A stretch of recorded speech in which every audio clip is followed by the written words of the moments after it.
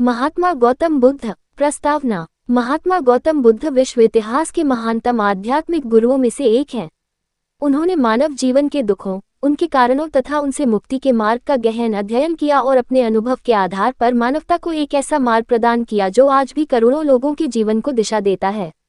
बुद्ध केवल एक धार्मिक गुरु ही नहीं थे, बल्कि वे एक महान दार्शनिक, समाज सुधारक, चिंतक और मानवतावादी भी थे।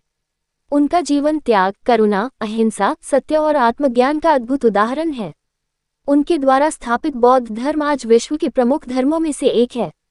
भारत, श्रीलंका, चीन, Japan, Thailand, Myanmar, Bhutan, Tibet, Vietnam और अनेक देशों में उनके विचारों का गहरा प्रभाव है।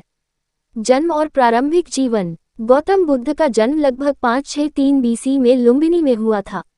उनके पिता शुद्धोधन शाक्य गणराज्य के राजा थे और उनकी माता महारानी महामाया थी। कहा जाता है कि जन्म के कुछ दिनों बाद ही उनकी माता का निधन हो गया। इसके बाद उनका पालन पोषण उनकी मौसी और सौतेली माता महाप्रजापति गौतमी ने किया।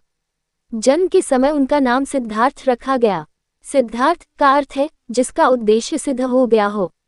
बचपन से ही वे अत्यंत बुद्धिमान, शांत और संवेदनशील स्वभाव के थे।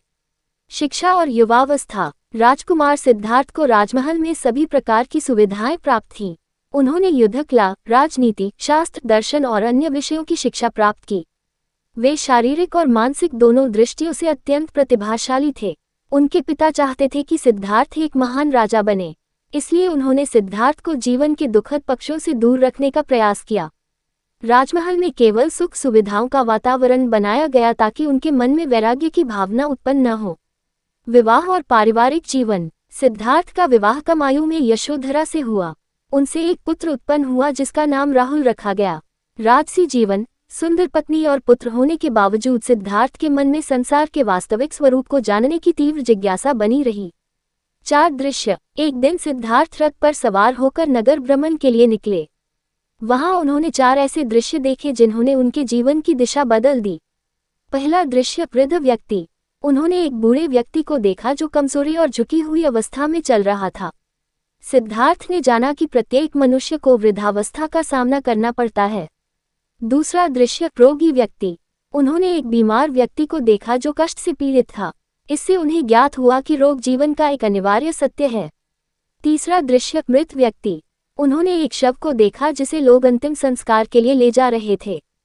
तब उन्हें समझ आया कि मृत्यु प्रत्येक जीव का अंतिम सत्य है। चौथा दृश्य, सन्यासी। उन्होंने एक शांत और प्रसन्न सन्यासी को देखा।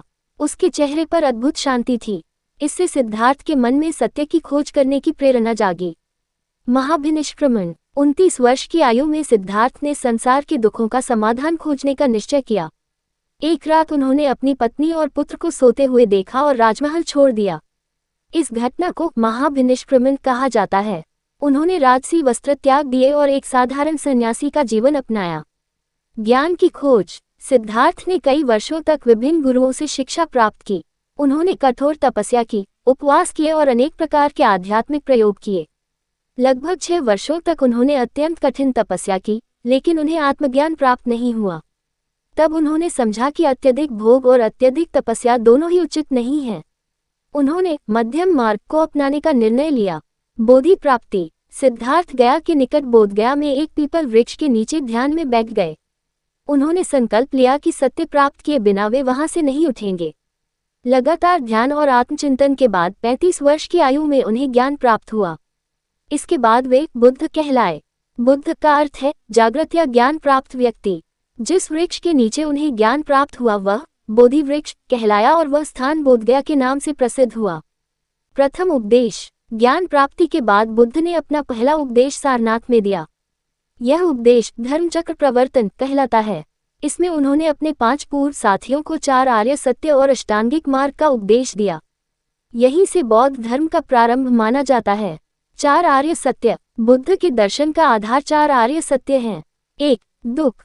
जीवन में दुख है। जन्म, रोग, वृद्धावस्था और मृत्यु सभी दुख के रूप हैं। 2. दुख का कारण। तृष्णा और इच्छाएं दुख का मुख्य कारण हैं। 3. दुख का निरोध। तृष्णा का अंत करके दुख का अंत किया जा सकता है। 4. दुख निरोध का मार्ग। अष्टांगिक मार्ग के माध्यम से दुखों से मुक्ति प्राप्त की जा सकती है।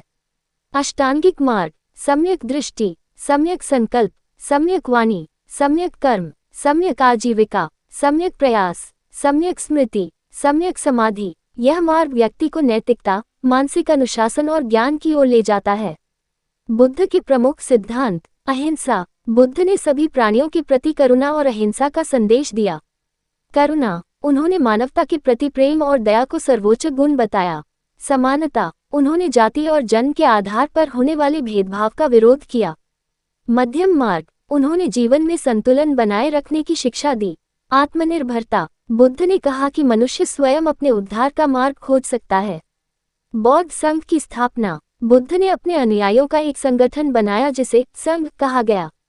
संघ का उद्देश्य बुद्ध के उपदेशों का प्रचार करना था। इसमें सभी वर्गों के लोग शामिल हो सकते थे। महिलाओं को भी संघ में प्रवेश की अनुमति दी गई, जो उस समय एक क्रांतिकारी कदम था। समाज सुधारक के रूप में बुद्ध ने सामाजिक कुरीतियों का विरोध किया। उन्होंने जाति व्यवस्था की आलोचना की, कर्मकांडों का विरोध किया, मानव समानता पर बल दिया, स्त्रियों को सम्मान दिया, नैतिक जीवन को महत्व दिया। उनकी शिक्षाओं ने भारतीय समाज में व्यापक परिवर्तन उत्पन्न किया।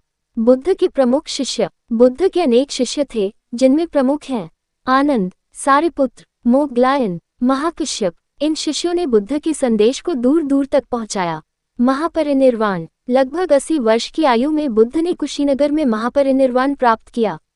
उनके अंतिम शब्दों का सार था कि सभी वस्तुएं नश्वर हैं और मनुष्य को अपने लक्ष्य की प्राप्ति के लिए निरंतर प्रयास करते रहना चाहिए। बौद्ध धर्म का प्रसार। बुद्ध के निधन के बाद उनके अनुयायियों ने उनके उपदेशों का व्यापक प्रचार किया। विशेष रूप से सम्राट अशोक ने बौद्ध धर्म के प्रसार में महत्वपूर्ण भूमिका निभाई। अशोक ने भारत सहित अनेक देशों में बौद्ध धर्म का प्रचार कराया। आज बौद्ध धर्म विश्व के प्रमुख धर्मों में गिना जाता है।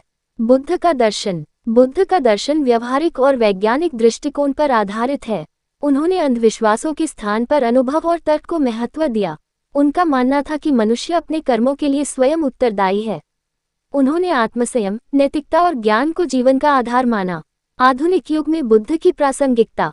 आज के समय में जब संसार हिंसा, तनाव, युद्ध और मानसिक अशांति से जूझ रहा है, बुद्ध की शिक्षाएं पहले से अधिक प्रासंगिक हैं। उनकी करुणा, सहिष्णुता और शांति की शिक्षा मानवता को बेहतर भविष्य की ओर ले जा सकती है। ध्यान और मानसिक जागरूकता, माइंडफुलनेस की उनकी पद्धतियां आज विश्वभर में अपनाई जा रही हैं। उपसंहार। महात्मा गौतम बुद्ध मानव इतिहास के सबसे महान व्यक्तित्वों में से एक हैं। उन्होंने सत्य की खोज के लिए राजसी सुखों का त्याग किया और मानवता को दुखों से मुक्ति का मार्ग दिखाया। उनकी शिक्षाएं केवल किसी एक धर्म तक सीमित नहीं हैं, बल्कि संपूर्ण मानव जाति के लिए प्रेरणा स्रोत हैं। बुद्ध का जीवन हमें सिखाता है कि सच्चा सुख बाहरी वस्तुओं में नहीं, बल्कि आत्मज्ञान, करुणा, नैतिकता और मानसिक शांति में निहित है। उनका संदेश आज भी उतना ही प्रासंगिक है जितना 2500 वर्ष पहले था। इसलिए गौतम बुद्ध केवल एक धार्मिक गुरु नहीं, बल्कि संपूर्ण मानवता के पथ प्रदर्शक हैं।